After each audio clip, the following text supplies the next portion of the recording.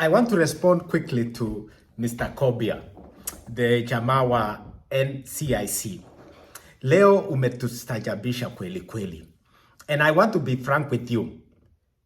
You are not doing your job. You are busy with politics.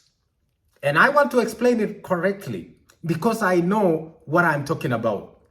Leo umetuambia kwamba tusiseme uncircumcised, tusiseme ngeti, tusiseme kehe, tusiseme madoadoa, tusiseme kwekwe, tusiseme name them. The list is long.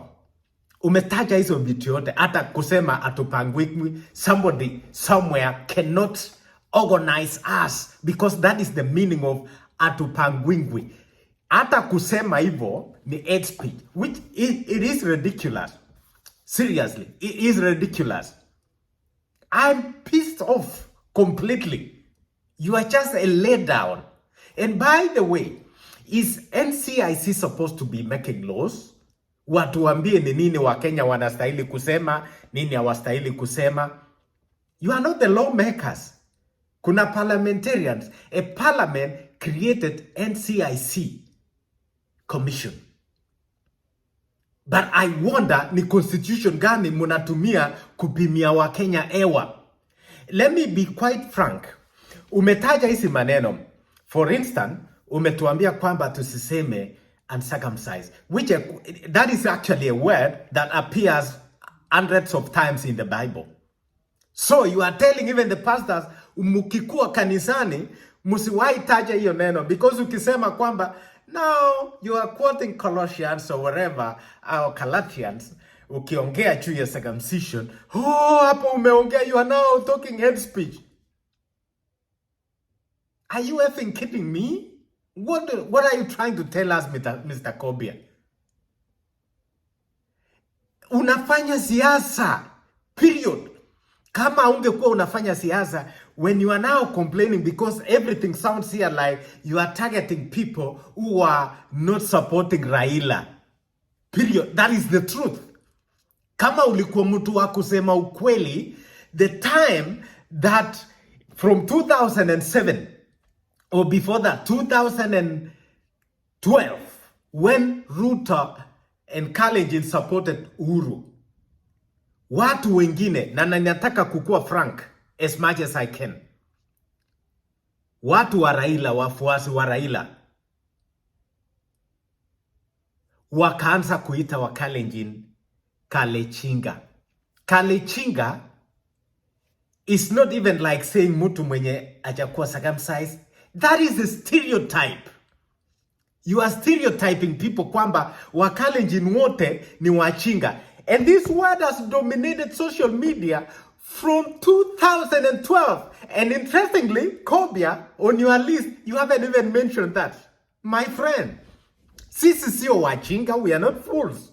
We know you are doing politics. And I hope this video gets to you, so that you know, when hii watu wote wa Raila, Wajaluo to be quite frankly, wamekuwa akisema watu wa meno, Kalechinga. From your mind, you have never seen that and figure out that is hate speech? Where have you been? So, let me tell you, mimi, I'm a Kalenjin. I grew up nikiitwa Ngetet. Ngetet is singular, plural ni ngeti. So it is cultural thing that before the passage from childhood to adulthood, you are Ngetet. When you become an adult, you become Murenik. So you are telling me that we need to erase that culture so we don't have that culture. I wonder even you did even a tiny study on anthropology, because you sound like you are dumb. Now, so you are using these things because every word has a meaning. If you use certain words wrongly, it could mean something else. So if I use a certain word in the wrong way, you have a right to take me to court. But you cannot censure everybody that because that word was used, applied wrongly, then everybody, you can't say that word anymore. That is the stupidity we have with NCIC. So you're gonna end up blacklisting every effing word in Kenya because it will mean something bad. Are you treating people like kids, like babies, like they don't know what they need to say? So when somebody says atupangwingwi, which means somebody else cannot plan us, cannot arrange for us where to vote, where to do, who to support. How in the world that statement is an incitement or considered hate speech? God's sake, for God's sake, I hope everybody is listening to me. How in the world is that word considered hate speech? Kama sio Mr. Kobia is just doing politics. Sa Azimio, to be quite frankly. How is it not? So, mimi nikiendea kwa duka ninunue nguo yenye iko na madoadoa, which means decorated. It has several colors. And mimi nikitoka nje mtu aniambie, hey, Zef, nikaa umevaa nguo ya madoadoa. That is already considered hate speech.